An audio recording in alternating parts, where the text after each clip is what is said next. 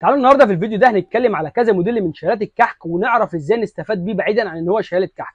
اول موديل معانا من شيلات الكحك هو اقدم موديل اللي هو الموديل الهرمي ده. طبعا كان زمان بينزل منه اللي هو الصاج وبعد كده الاستانلس وفي منه بينزل الكريستال وبعد كده نزل البورسلين بكل اشكاله. بس ده على قد ما هو حلو قوي وشيك قوي ان احنا بنستخدمه كشياله كحك بس، اللي هو في اول الجواز او لما بيجي مناسبه او عيد بنطلع عليه كحك للناس.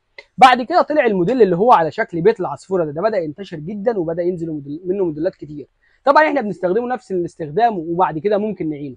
الفكره بقى اللي انا بقترحها عليكم ايه، ان احنا لما هنستخدمه كشياله كحك هنيجي في الايام اللي ما فيهاش بقى مناسبات بقى اللي هي مش هنحط فيها كحك ولا بسكوت، هنجيبها زي ما هي كده وهنجيب لها اي ركن في الصاله او في الشقه وهنحطها كده او هنعلقها كده، وممكن نرص عليها ديكورات هيبقى شكلها حلو جدا. ولما يجي مناسبه عندنا نستخدم فيها كحك وبسكوت ننزلها ونشيل منها الديكورات ونستخدمها عادي جدا. يبقى احنا استفدنا بالمنظر واستفدنا بالحاجه عمليه وكديكور في الشقه. اما بالنسبه للشياله دي تعالوا نستفاد بيها بحاجه تانية خالص بقى.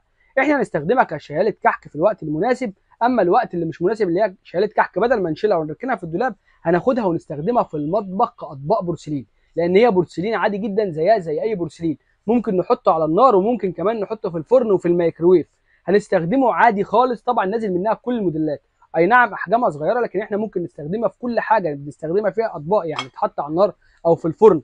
زائد ان احنا ممكن نجيب فيه انواع مثلا زي دريم او اللي هو لوتس او فتحي محمود اللي هي المصري، وانا باكد ان هي مصري احسن من المستورده. ليه؟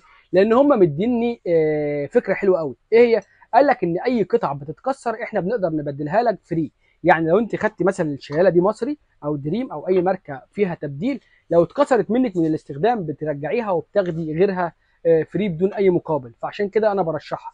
لو انت عجبتكم الافكار دي من شيلات الكحك او الافكار اللي انا بقترحها ديت، اتمنى نعمل لايك وشير عشان خاطر غيركم يستفاد. وكمان عايز اعرفكم ان احنا داخلين الشغلانه دي مش مجرد بنبيع وبس، احنا عمالين نفكر لكم على حاجات تستفادوا بيها بالفلوس اللي انتم بتدفعوها، يعني مش مجرد ان احنا. شكرا.